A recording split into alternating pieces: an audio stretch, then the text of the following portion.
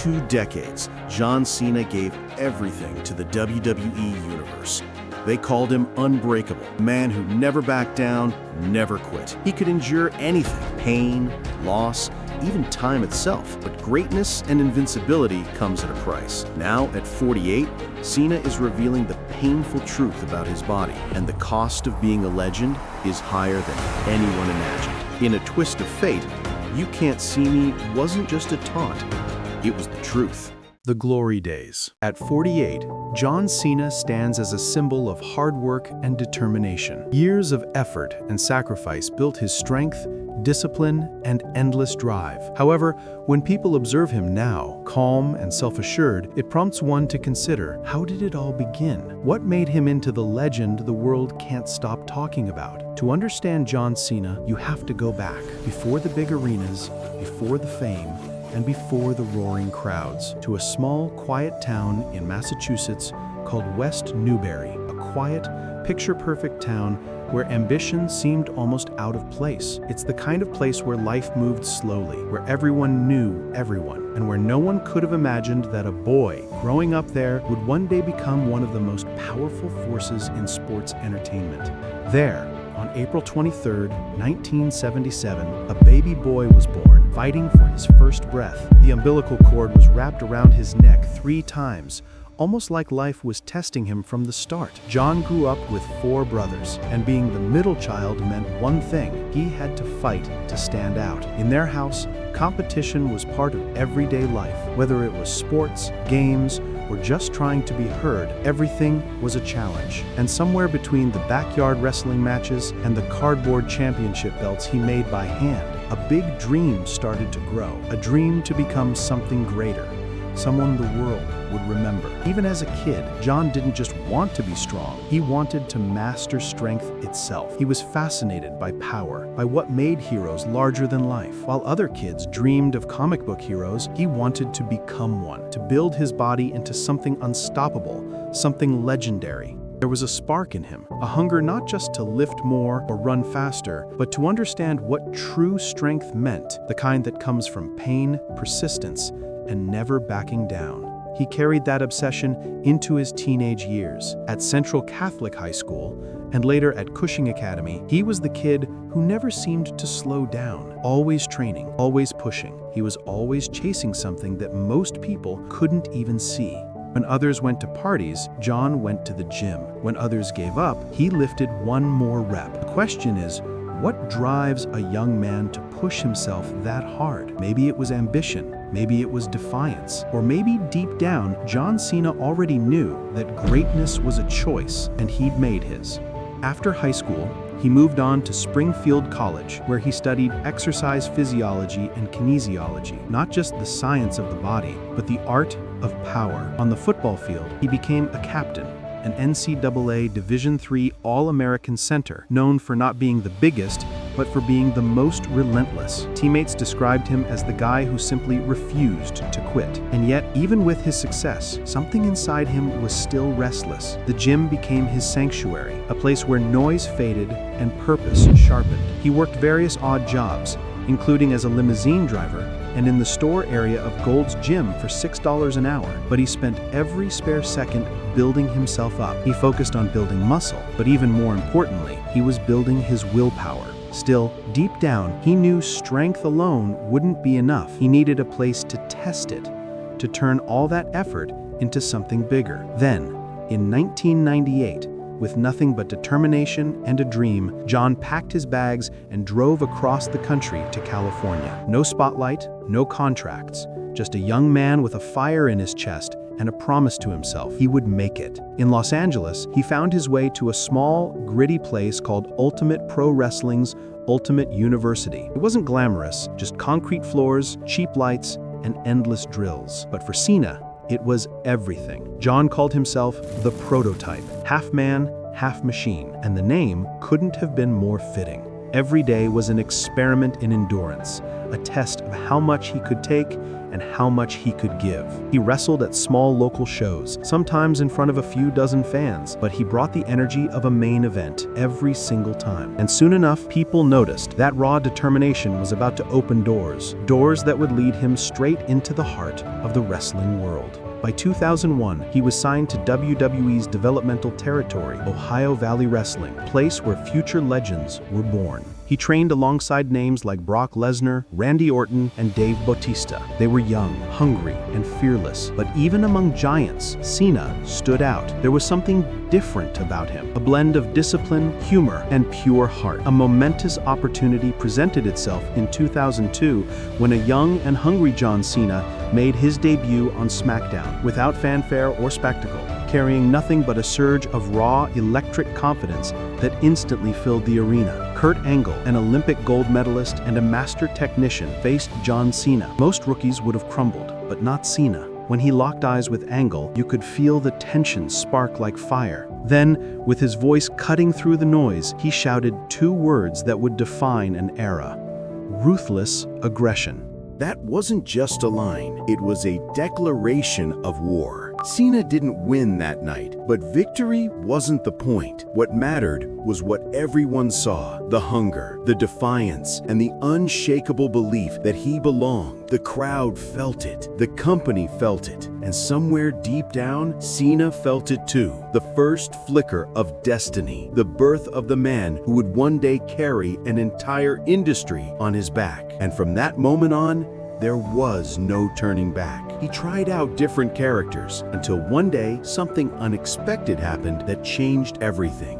During a European tour, Stephanie McMahon overheard him rapping backstage. That moment changed everything. The kid from West Newbury, who was also a college athlete and a bodybuilder, suddenly found his voice. This day was the moment John Cena reinvented himself as the Doctor of Thugonomics, a name that would soon echo across arenas. Wearing baggy jerseys and gold chains and rapping with bold confidence, John Cena had truly arrived. He wasn't just another wrestler. He stood out every time he grabbed the mic. His raps were sharp, his energy was powerful, and his attitude made people pay attention. Some fans loved him, others didn't, but everyone was watching, and that's what makes a real star. But fame moves fast, and Cena was about to find out how quickly everything could change. By 2005, Cena's rise was unstoppable. He won the WWE Championship at WrestleMania 21, defeating John Bradshaw Layfield, also known as JBL, and ushering in a new era. But when John Cena moved to the Raw brand, things started to change. The tough rapper version of John Cena started to fade away, giving way to a clean-cut, unwavering hero who was admired by kids worldwide. Younger fans loved him, but many older fans started to turn against him. Gradually, the applause gave way to jeers, and the affection became taunting. Still, Cena never changed who he was. Every night, he showed up with the same smile, stood strong, and kept going, regardless of what people said. And that's what made him John Cena. He was a man who didn't bend under pressure. He thrived on it. A man who believed that respect wasn't something given, it was earned. Every workout, every match, and every 5 a.m. alarm was proof that discipline was stronger than doubt. But greatness doesn't happen by luck. It's built, meal by meal, rep by rep, with almost scientific precision. Behind that strong, famous body was careful planning and a 3,600-calorie diet made to keep his energy and strength high. He ate 7 times a day, following a carefully planned diet filled with high-protein foods and complex carbohydrates that kept his energy steady and his muscles strong. Every meal was deliberate and precise, made to sustain his performance and sharpen his edge.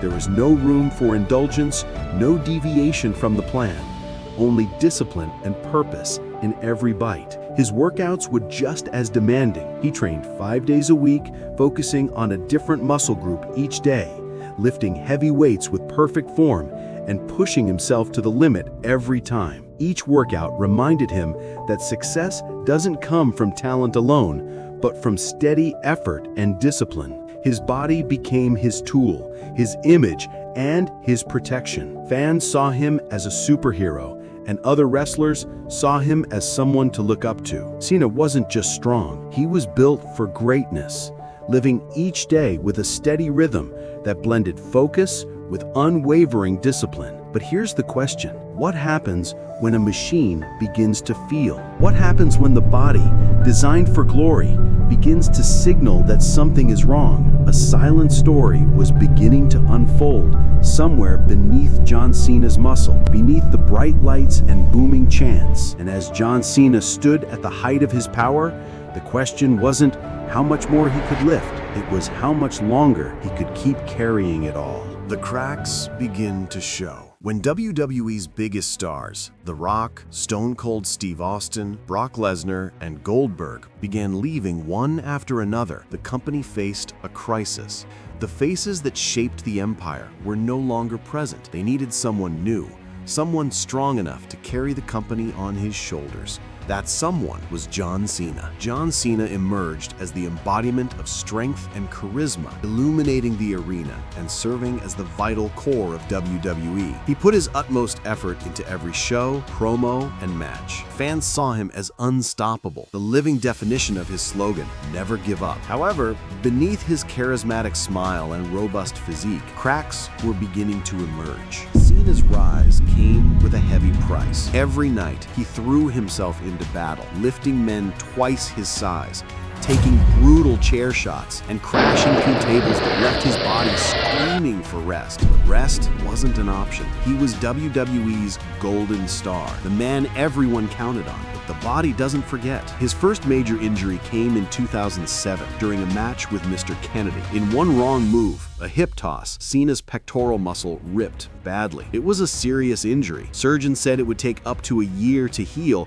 but in true Cena fashion, he shocked the world by returning just 4 months later at the 2008 Royal Rumble. The crowd went wild when his music started. The hero was back, but his body hadn't fully healed. The cycle would repeat again and again. Cena would fall, rise, and fall again. Each comeback faster than the doctors advised. Each recovery a little harder than before. Disaster struck again later in 2008 in a high-profile match against Batista at SummerSlam. Cena took a brutal move from the top rope, one that left his neck badly hurt. WWE General Manager Mike Adamle announced on Raw that Cena would be out indefinitely. The MRI results shocked everyone. WWE Dr. Chris Amon revealed the injury was considerably worse than originally thought, with a serious neck injury caused by a slipped or damaged disc. Under the care of Dr. Joseph Maroon, Cena underwent fusion surgery, one of the riskiest procedures an athlete can face. Yet, just 2 months later, he returned again, defeating Chris Jericho at SummerSlam to claim the World Heavyweight Championship. To the audience, it looked superhuman, but in reality, every move, every flex,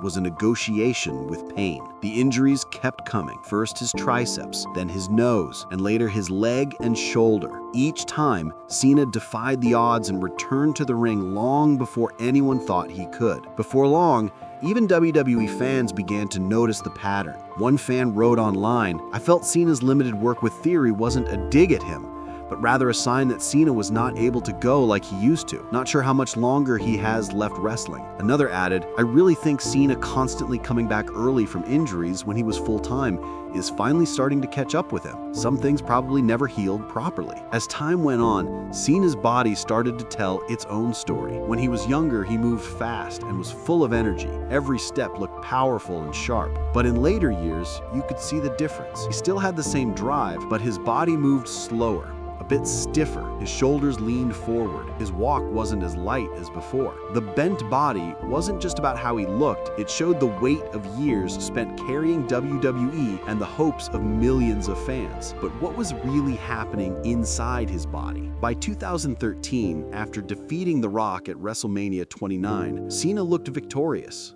But beneath the surface, he was fractured. During the European tour that followed, he tore his Achilles tendon. Most athletes would have been sidelined for months. Cena kept performing. Between matches, he was granting wishes for the Make-A-Wish Foundation, never letting fans see his pain. But every time he forced his body to heal faster than nature allowed, the damage dug deeper. In 2015, a match against Seth Rollins injured Cena's nose during a live TV match. He finished the match. 2 weeks later, he was back again. Everyone knew he'd be back sooner than he should. But something had changed. Fans noticed the difference. His pace slowed. His movement seemed more deliberate. His strength more controlled, less explosive. "It's the Angle effect," one fan said, referring to Kurt Angle, whose body stiffened dramatically after years away from full-time wrestling. When you're not grinding every week, the arthritis kicks in and your body just can't adjust back to what it used to do. Cena's body, once considered unbreakable, now showed all the bumps, slams, and jumps he had taken. You could notice it in the way he walked, the tiredness, the stiffness, and the extra effort he had to make everything look effortless. And yet, he kept showing up. However,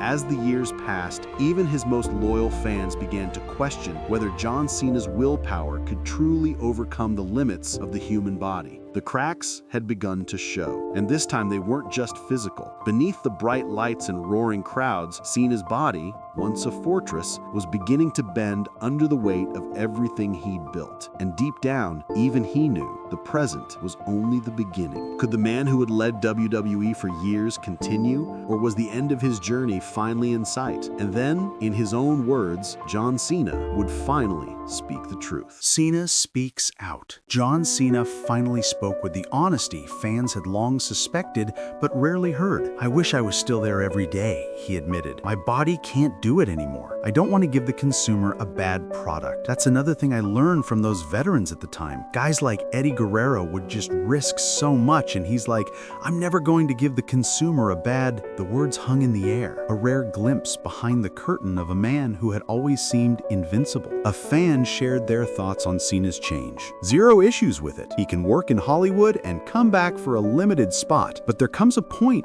where you just can't anymore." And Cena agreed. He has only 11 more matches before officially saying goodbye to the ring. "So very rarely do we have time to look in the rearview mirror," he said, voice steady yet tinged with emotion. "Now that I'm on the farewell tour, the last thing I want to do is start dwelling on moments that might have been. I'm going to look back and reflect, but I want to have my feet on the ground and enjoy all the moments the audience gives me for these last 11 matches." Cena's career was never meticulously planned. Even the first match with Kurt Angle had happened by accident. That clip you saw was by mistake. The Undertaker was sick. No kidding. I've just always been reliable, showing up and doing whatever I'm asked. He wanted this final chapter to matter. "I want this tour to not only be special, but it'll always be special for me because you guys are out there. I want it to be special for the business. My goal has always been to leave WWE better than I found it." At last, Cena's humanity matched his legend, and the world saw the man behind the unbreakable image.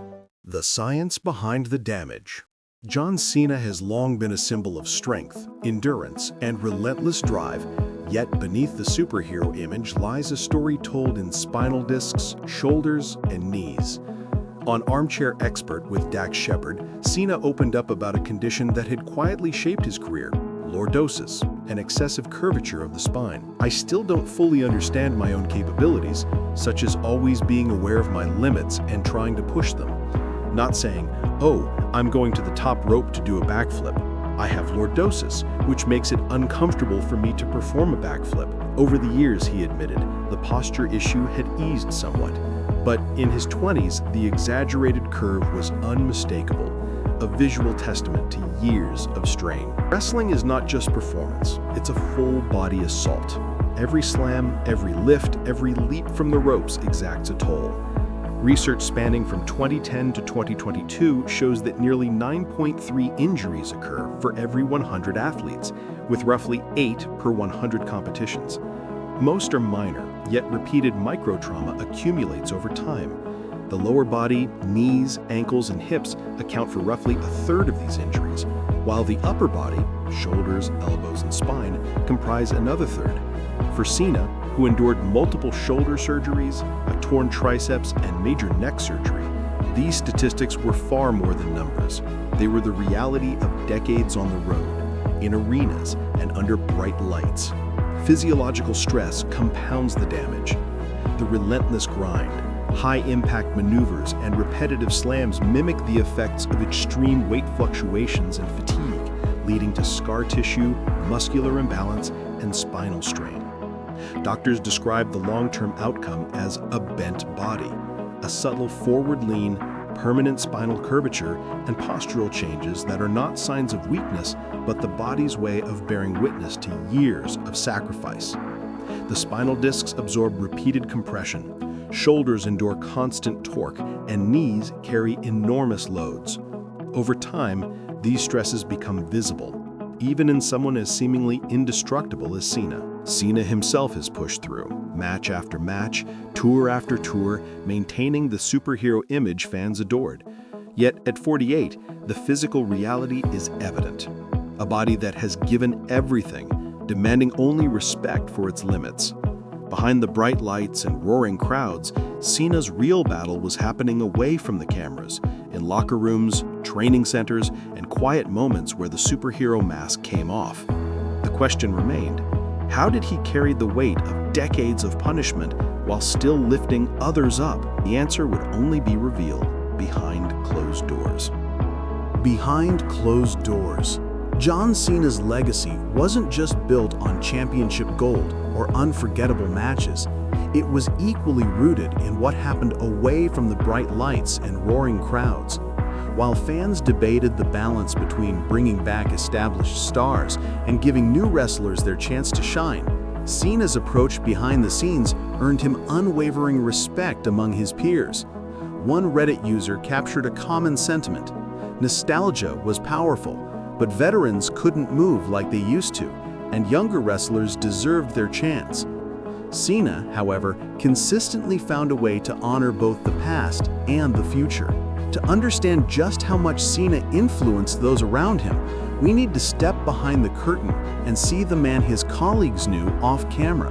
WWE superstar Omos recently offered a glimpse into Cena's backstage presence during an exclusive interview with PFSN. Despite his Hollywood schedule and full-time commitments outside the ring, Cena made a point to visit WWE's Performance Center regularly.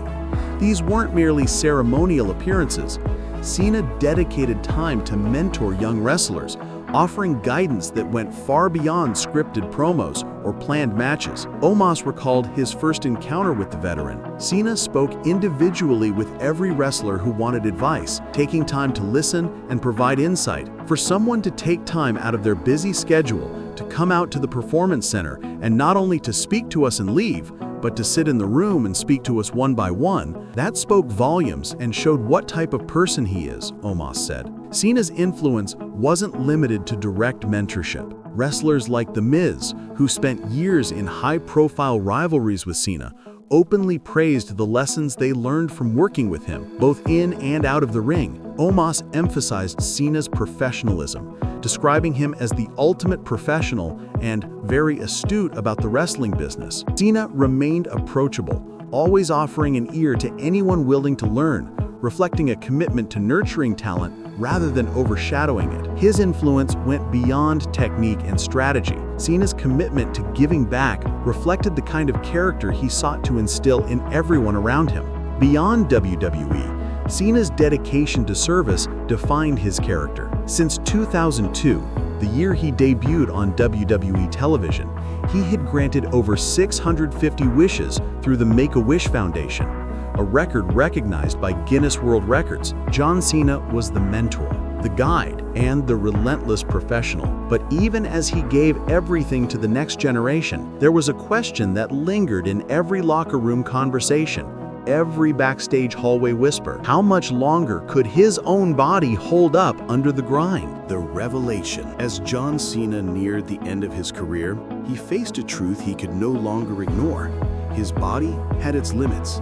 In a teaser for his upcoming interview with Sunday Today's Willie Geist, Cena admitted he would never walk away from WWE, but the nature of his involvement would change. That's the best thing about WWE. You can perform in any capacity, as long as I've made a promise in the in-ring aspect of things. As long as I can keep up with the current product, I can perform. For Cena, balancing his acting career with wrestling had become a necessity. The opportunities outside the ring forced him to step back, and he realized this was a blessing for both his performance and his health. If I didn't have these opportunities, I still would be actively taking time off, he reflected. Turning 40 prompted a reckoning. Instead of 250 performances a year, he began limiting himself to 100, then 50, ensuring each match was executed with care, preparation, and recovery. His body, he admitted, was so beat up that even lifts at his Tampa gym were no longer possible without strain. Beyond the physical toll, Cena understood the impact on his personal life. If I continue at a full-time physical capability, I'm not going to run right, my partner is not going to run right, and our relationship isn't going to run right, he said. The decision, though difficult, was rooted in love and practicality. Cena acknowledged the emotional struggle of retirement. Every part of me wants more time on the clock, but my body is screaming at me to close this chapter, he told Jimmy Fallon. However, he also recognized the importance of creating opportunities for the upcoming generation of wrestlers to excel. His farewell tour would take him to Ireland, France, Australia, and select U.S. shows, culminating in a final match set for December 13th in Washington, D.C. Cena's focus remained clear, leaving WWE in a better state than he found it, honoring his legacy and transferring the torch to the future. So, what do you think caused John Cena's body to show the wear and tear we've seen? Was it the decades of high-impact matches, the relentless schedule, or pushing through injuries time and time again? Maybe it was a combination of all these factors. Whatever it was, one thing is clear: his sacrifices created the superstar we all admired. Now, we want to hear from you. What do you think was the main reason behind Cena's bent body? Drop your thoughts in the comments below, and don't forget to like, subscribe, and share.